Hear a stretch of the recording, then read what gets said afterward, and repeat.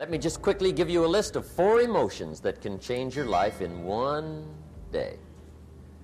Emotions are powerful. Sometimes it doesn't take much to alter your whole life direction.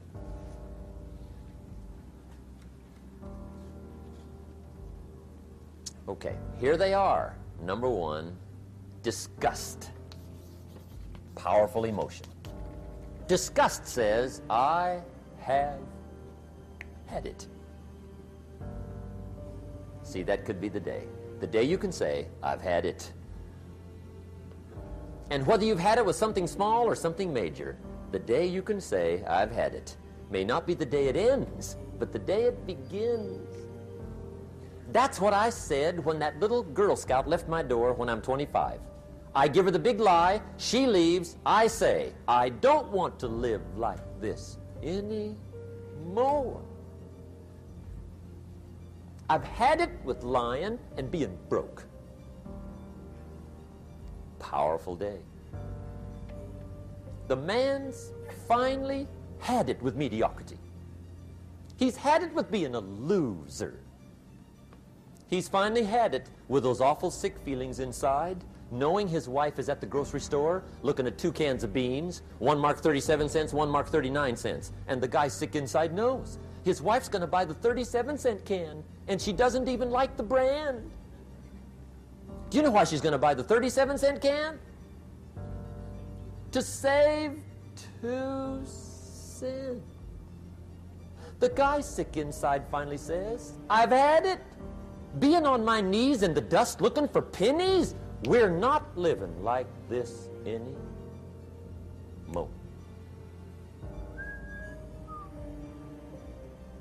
Could be the day that turns your life around.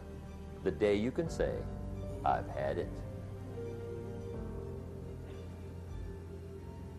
He walks into his closet and rips everything in it to shreds and says, I've worn this embarrassing stuff for the last time.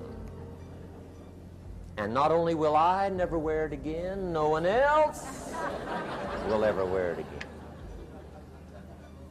Commit an act that says, I've had it. Powerful. Here's the next one, decision. And decision-making is powerful, and it's emotional.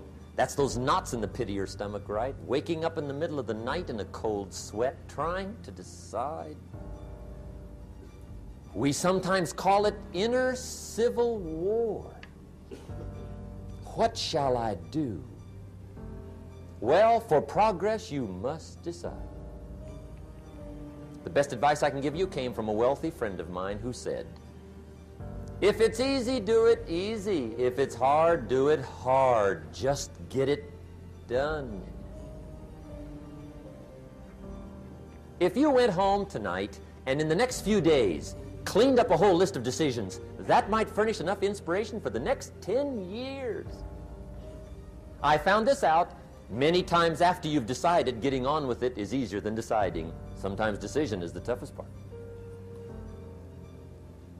Here's the next emotion, desire, wanting to bad enough.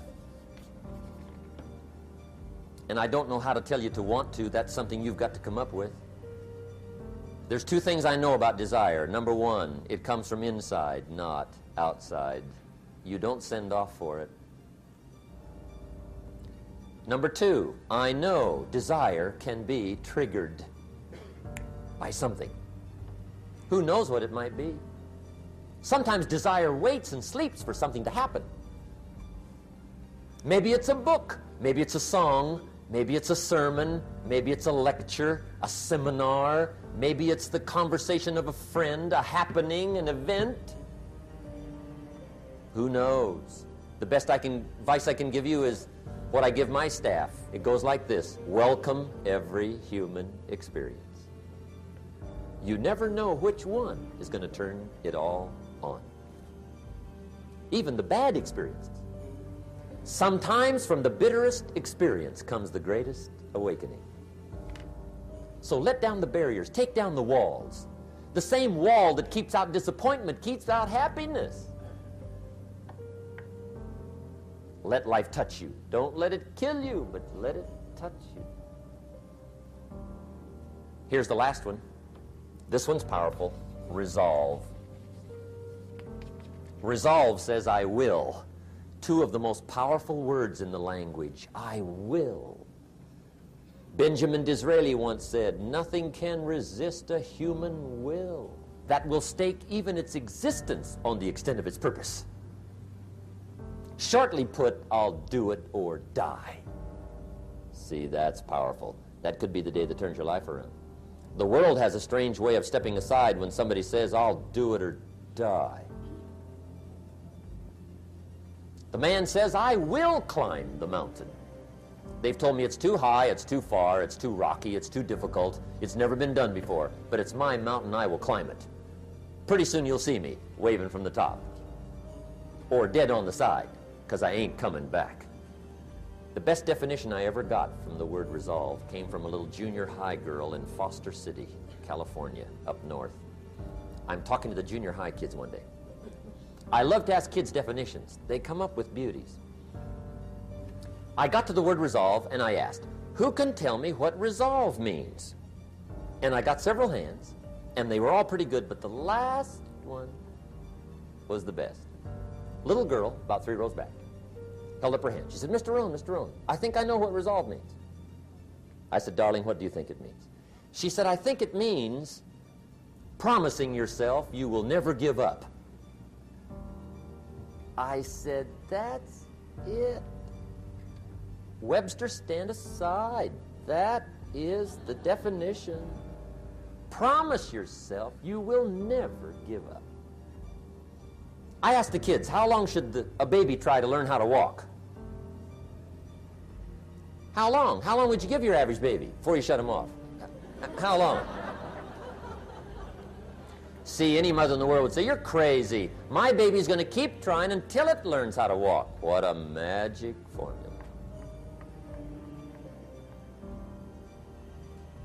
Now let me show you what triggers all emotions into activity that brings results. And results is the name of the game. Here it is. Action. Finally, you must do something about how you feel. Jesus, the master teacher, said, don't just be listeners, be doers. The world admires the doers. Another Bible phrase says, faith without action is useless.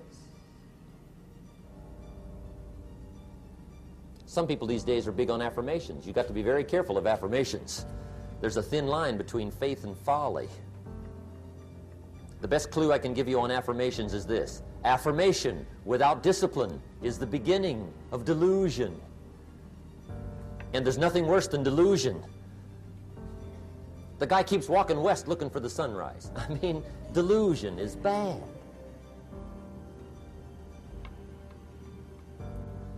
However, affirmation with discipline can bring the most spectacular results. When the Jewish people surveyed the Holocaust at the end of World War II, and for them it was a Holocaust, 39 million people lost their lives, World War II. 19 million were Russian. But compared to the population, it was not quite the Holocaust visited on the Jewish people. 6.5 million Jews perished World War II. 6.5 million. That was a Holocaust. After Hitler's final solution and the Nazi jackboots and Eichmann and Bormann had done their evil task, 6.5 million. When the Jewish people counted the dead, surveyed the Holocaust, and mourned the loss, those that survived together said, never again. That was the affirmation. Never again will we take our families, silently walk to the boxcars, and let them ship us through the night to Auschwitz. Never. Well, that's good to make an affirmation, but the next question is, what are you going to do to back up the affirmation? They said, well, Number one, we'll build a nation.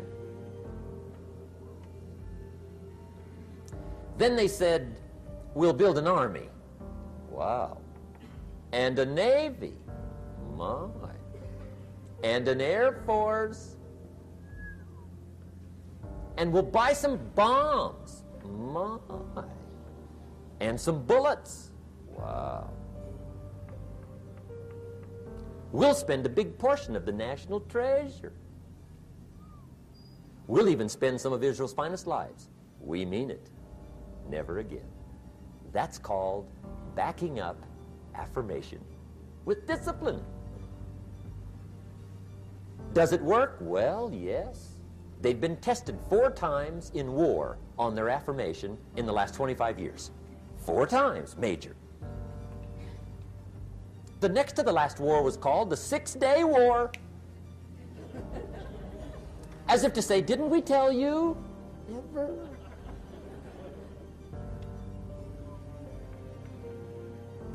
Make sure you always have a game plan to match your wishes. Otherwise, they will always be wishes.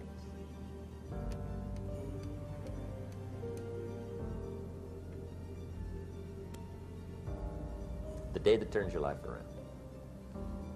Let me give you 4 questions to take home when we're finished. These are called questions to ponder. And this wraps it up.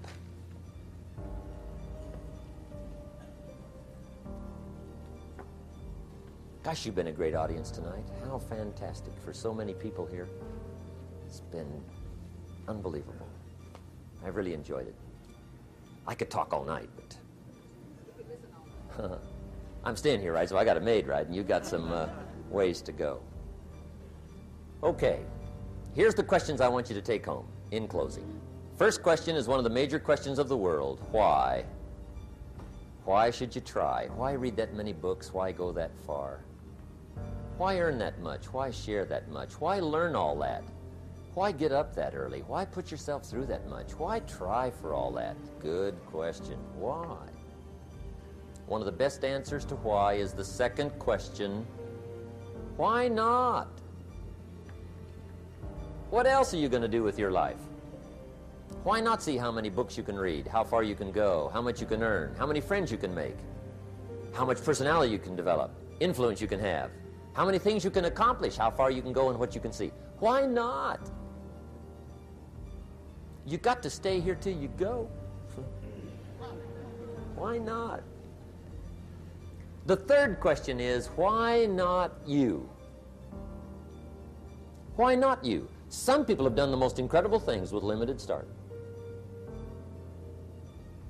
Why not you? Some people have done so well, they get to go, they get to see it all, they get to do it, they get to be there. They get to have it, they get to enjoy it. Why not you? Why not you watching the morning mist rise over the mountains of Scotland? Exploring the mysteries of Spain, soaking up history in London. Why not you? You got to take a stroll through the Palace of Versailles. Why not you? You got to have lunch in one of those neat little sidewalk cafes in Paris. I mean, Denny's is okay, but you got to try Paris. Someday you got to gaze directly at the Mona Lisa. I can show you where to find the most exquisite seashells in Miami and the Bahamas. I know where they are. Why not you? You got to shop on Fifth Avenue in New York. You got to stay at the Waldorf Astoria. Have dinner at Lou Chow's. Sliced roast goose on a bed of apple strudel. Why not you? You got to drink in an Arizona sunset. You got to see the world. You got to read the books. You've got to do the enterprises. You've got to be involved in commerce and love and travel and experiences. You got to do it all. Why not you? You've got to know the results that come from splendid discipline. There's nothing like a view from the top. And the last question is, why not now? Don't postpone your better future any longer. Get at it tomorrow with new vigor. Get you some new books. Ask some new questions. Set some new goals. Get you a new journal. Start your projects book. Get a game plan going. Do some more reading. Start to make changes. Have conversations. Make contact. And do it now. And if you will, I have a feeling one of these days we'll be hearing your story. You'll make us a phone call, write us a letter, get in touch with us and let us know what's happening to you. I want to thank you for being here. My final comment would be ask for God's help, which may sound a little strange coming from a strictly commercial company. We are not a religious order, but if you would allow me a personal word, that would be it. I think humans are unique, but we could all use a little help. But of course, you've got to do your part. That's what we've talked about mainly tonight. Do your part, and I think God will do his part. It's a two-way street. And we do play a part. There's a story about the man who took a rock pile in 2 years, turned it into a fabulous garden. People came from everywhere to see it. One day a guy came by, saw the garden, thought it was fabulous, but he wanted to make sure the gardener didn't take all the credit. So to get his point across, he meets the gardener, shakes his hand, and says, "Mr. Gardener, remember, you and the good Lord together have this beautiful garden here." And the gardener said, "Hey, I understand that. I know what you mean." He said, "If it wasn't for the sunshine and the rain and the miracle of the seed and the soil and the seasons, there would be no garden for sure." But he said, "You know, you should have seen this place a couple of years ago when God had it all by himself." And I think that's true. We do play a part. I'm glad I was not an angel. I think humans have a lot more fun. You've made it a splendid evening, and I want to wish you the very best. Look forward to seeing you on the weekend. Make sure we get the little white slip of paper, and let's be in touch. I wish you the best. Good night. God bless. Thank you. Thank you. Appreciate it. Thank you.